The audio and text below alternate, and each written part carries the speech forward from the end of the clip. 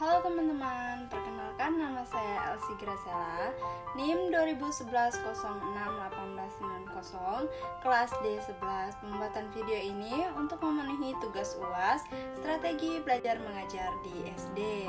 Di sini saya akan menjelaskan tentang metode resitasi atau metode penugasan. Apa itu metode resitasi? Nah, jadi metode resitasi atau penugasan adalah metode pembelajaran yang menekankan pada pembacaan, pengulangan, pengujian, dan pemeriksaan atas diri sendiri melalui sejumlah tugas yang diberikan oleh guru kepada siswa di luar jam sekolah dalam rentan waktu tertentu, dan hasilnya dipertanggungjawabkan kepada guru dengan tujuan untuk merangsang siswa untuk aktif belajar baik secara individu maupun kelompok. Nah, pada bagian bentuk tugas yang dapat diberikan adalah tugas-tugas dalam bentuk daftar sejumlah pertanyaan mengenai mata pelajaran tertentu atau suatu perintah yang harus dibahas dengan diskusi atau perlu dicari uraiannya pada buku pelajaran. Masalah tugas yang dilaksanakan oleh siswa dapat dilakukan luar sekolah, misalnya di halaman sekolah, di laboratorium, di perpustakaan, di bengkel, maupun di rumah siswa, asal tugas itu dapat dikerjakan. Kemudian metode resitasi menurut ahli. Di sini saya mencantumkan menurut Darajat pada tahun 2011 halaman 65. Metode resitasi atau pemberian tugas ini merupakan metode pembelajaran yang menekankan pada pemberian tugas oleh guru kepada anak didik untuk menyelesaikan sejumlah kecakapan dan keterampilan tertentu. Selanjutnya, hasil penyelesaian tugas tersebut dipertanggungjawabkan kepada guru.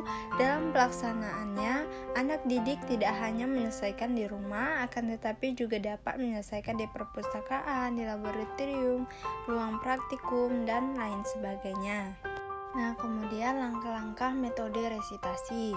Guru memberikan tugas kepada siswa dengan harapan siswa akan mau belajar. Semakin sering diberi tugas dan semakin sering siswa belajar, maka hasil belajarnya akan dapat semakin meningkat. Menurut Zainal Aqib dan Ali Murtado pada tahun 2016 halaman 144 mengatakan dalam menggunakan metode pemberian tugas ini ada 3 langkah yang harus dilalui oleh pendidik terhadap peserta didik. Nah, yang pertama itu adalah fase pemberian tugas.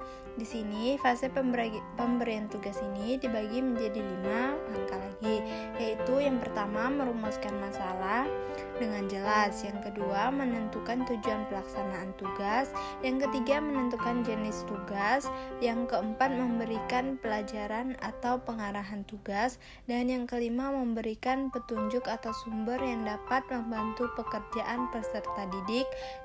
Kemudian yang kedua adalah fase pelaksanaan tugas. Di sini fase pelaksanaan tugas itu ada 5 langkah. Yang pertama, mengadakan bimbingan atau pengawasan dalam pelaksanaan tugas. Yang kedua, memberikan motivasi atau dorongan sehingga anak mau bekerja. Yang ketiga, memberikan pelayanan kebutuhan. Yang keempat, diusahakan atau dikerjakan oleh peserta didik, tidak menyuruh orang lain. Dan yang kelima, dianjurkan agar peserta didik mencatat hasil-hasil yang ia peroleh dengan baik dan sistematis.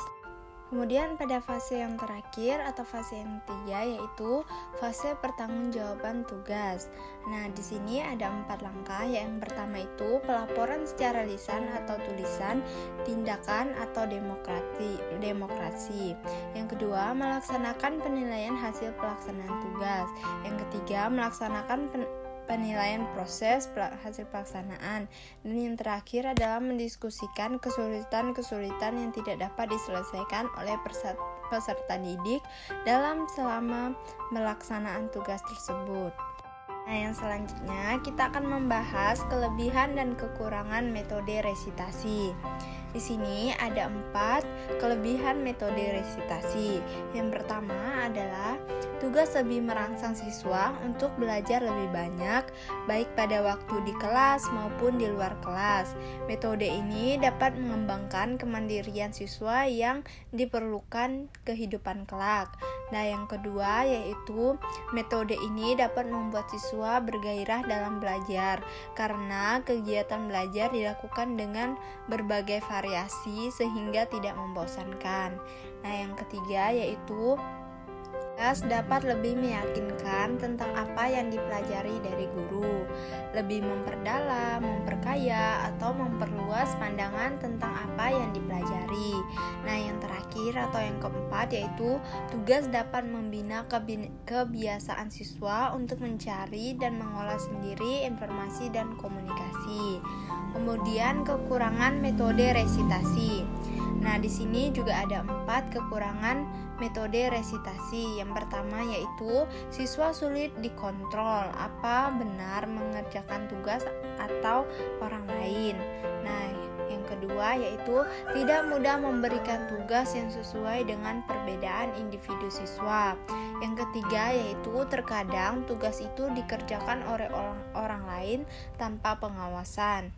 Nah, yang keempat yaitu sering memberikan tugas yang monoton sehingga membosankan. Kemudian cara mengatasi kekurangannya tuh bagaimana sih? Di sini saya mencantumkan 4 cara mengatasi kekurangan metode resitasi ini.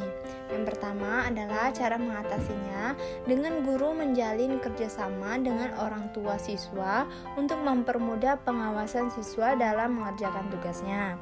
Yang kedua, guru lebih dahulu mengetahui setiap siswanya, maka itu dapat mempermudah guru dalam memberikan tugas yang sesuai dengan individu siswa.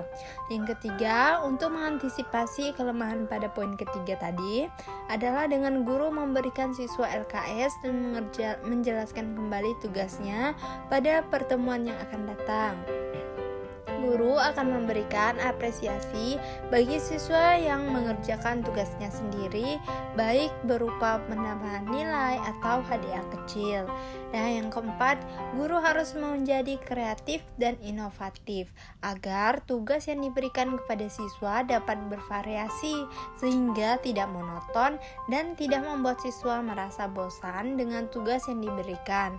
Berikan sedikit tantangan kepada siswa agar siswa merasa tertantang dan mengerjakan tugas dengan menyenangkan.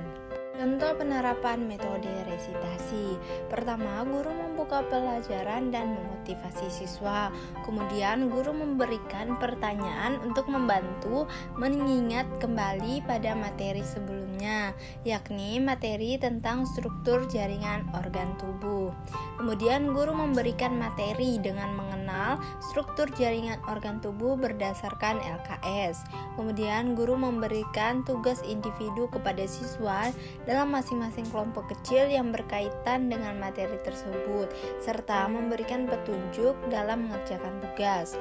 Kemudian guru membimbing siswa, mengawasi agar siswa dapat bekerja sama. Kemudian setelah batas waktu selesai, siswa dapat melaporkan hasilnya secara lisan maupun tertulis.